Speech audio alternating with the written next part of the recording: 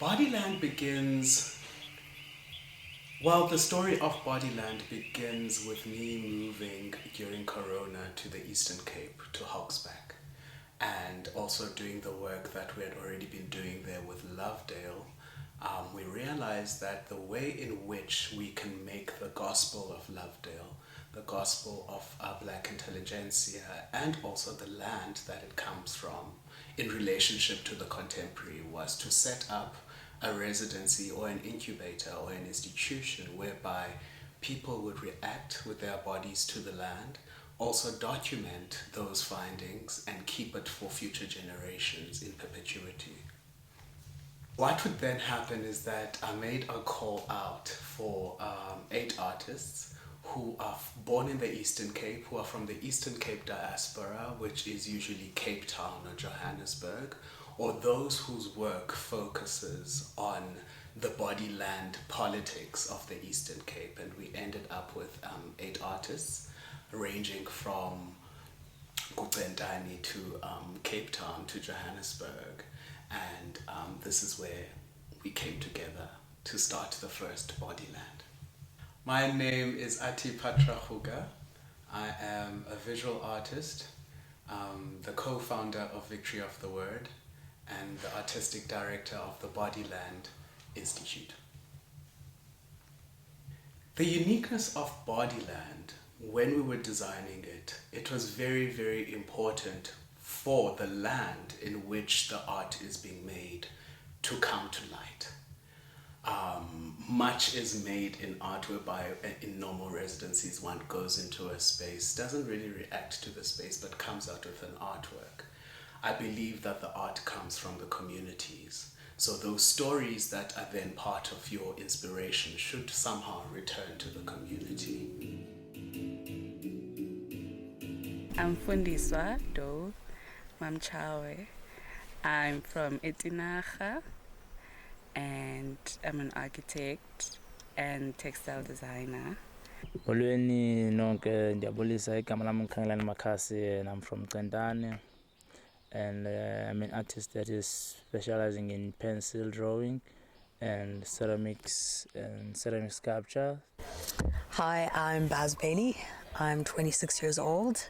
I am a cinematographer and photographer. Kamaku igama lami nguSisonke Papu kodwa ke lokugula ngukhanyisa ndisuka eMthatha kwaPain Omtsha ndisisizukulwana sabaThembu. Igama lami uLoli Mhlongo aka Mabunjwa ngoDaka aka Daddy Guluva mabengithanda liciko nibabantu kuthiwa ngamaciko ndiyacikoza. Igama lami nguSibahle kuthiwa nguSky wakwaDladla, ikhaya likuGatyane uMlomonyoko wiLovile. Ndenza umculo wesintu ekuthiwa African music. My name is Wezile Mgibe. I'm from Port Elizabeth. At the moment I'm in Johannesburg. I'm 30 years old. Hi everyone. Igama lami ngiyonela Makhoba. Ndikhulele eMthatha and I am based in Cape Town. I am a multidisciplinary artist. My experience here has been wild, to say the least. It's everything I've ever imagined and more. It's been a great adventure and I really love Balab, and it's an opportunity it's an opportunity of a lifetime, and I'm grateful to be here with this great artist. I've learned so much in the couple of days that I've been here, and it's one of the greatest experiences I've actually had as an artist and as a Xhosa person. This space is allowing, being around Amanyamaciko is allowing that room for, the lightheartedness of things, Feedback from someone who knows quite a lot, and yeah, that's been amazing for me. That's been my experience of it. It's kumnandi ukwazi, kumnandi ufunde emntwini owaziyo and wazi. It's the first residence I'm in the Eastern Cape and surrounded by people who use various mediums and who have different voice and techniques. For me, it made me open up to new possibilities, to learn from everything. And at the moment, as I'm preparing for my installation, I have a lot of collective memories when we have casually with the other participants, and they were actually more like friends, sisters and brothers, according to me. And I'm so much grateful of the opportunity from the Victory of the Words and the organizers, the facilitators. I mean, this is like a once in a lifetime opportunity comes to the Eastern Cape and making the great history in the Eastern Cape, and to the artists, because most of the time we have a history of leaving and never come back. But now I feel like the residency Bodyland is more like coming back willingly, you know, as an artist and also as an Eastern Cape resident. So I'm very grateful for that. And if I were to give this experience one word, I would say it is sublime. Just utterly sublime. Best opportunity, period. The energy that we have all generated here has the potential to shift a lot of things, not only for the generation of the artists who are here now as the first occupants, but also for those who are to come. Siyabulela kakhulu ngelithuba. Nkosi.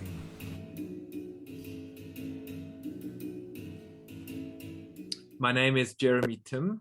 I am a facilitator, a strategist. My task was to design a visit to a series of sites in the Amatolas, which touched on the different layers of heritage and possession, dispossession, belonging, alienation, war, peace, all of these kind of polarities, which really stretch the creative space and also ask of all of us really deep questions. Who are we?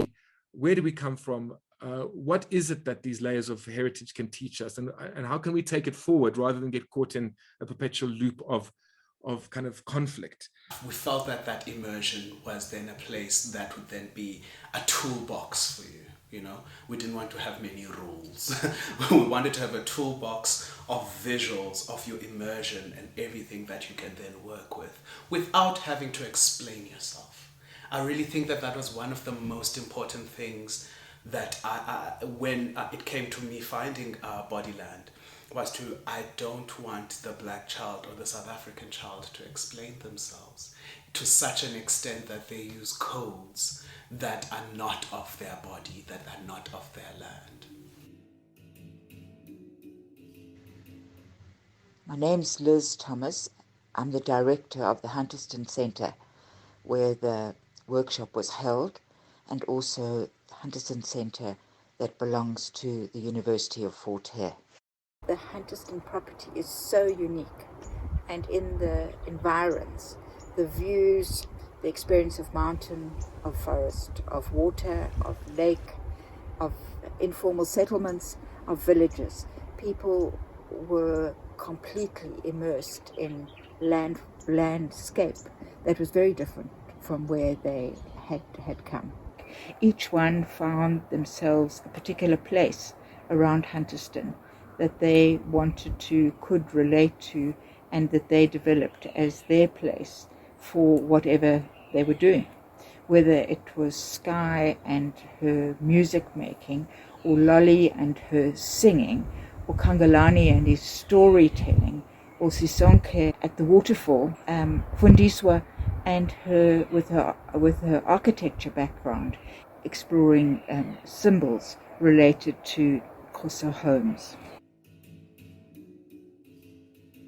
So we were looking for, the Bodyland exhibition to integrate these parts of Hogsback, Bold Point, isiXholweni, Hobbiton, Hunterston, and Hogsback. And then we said the problem of our legacy and what we really wanted to kind of heal is the separation between Hogsback and Chumi Valley. So we had a great plans for a site at Khayeletsha. And then we want to ripple that out into the Chumi and start, engaging with communities in a beautifully respectful way of each occupant having an element of their work being workshopping, engaging with including communities that are so often excluded from these things. There was real evidence on that day of artists in residence, and the workshop room was completely transformed into a space of intense creativity and lots of fun, joy, laughter, and struggle for some.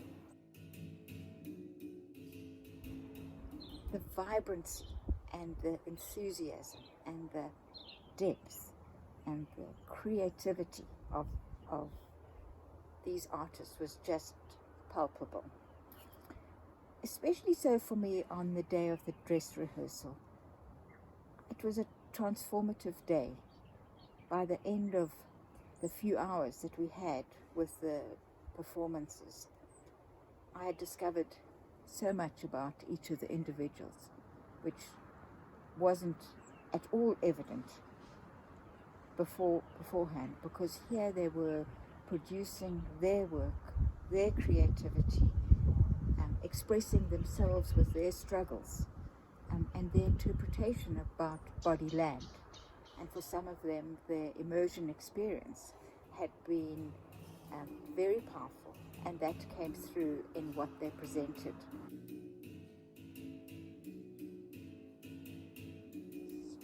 Instead of them finishing off after the 14 days, there was a real commitment from Athi, Patra, Ruga to journey with them one-on-one in encouraging them with their artwork and to face the issues that they had been challenged by when they were part of the workshops and the resident.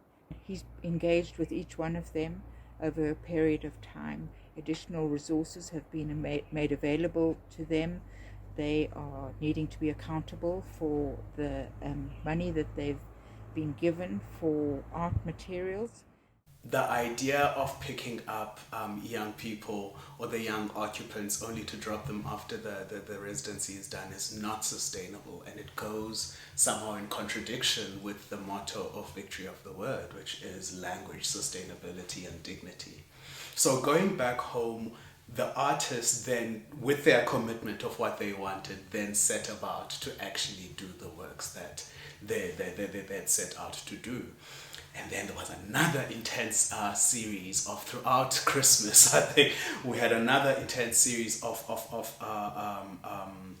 workshops and also communication about where the work is going.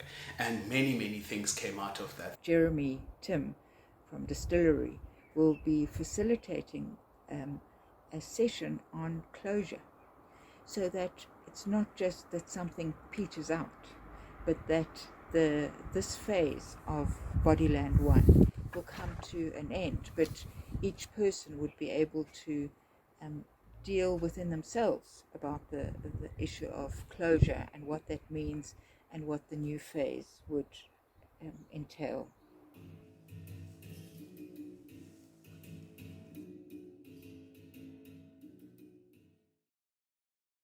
We wanted to hear from each of you. What has happened since we were last together?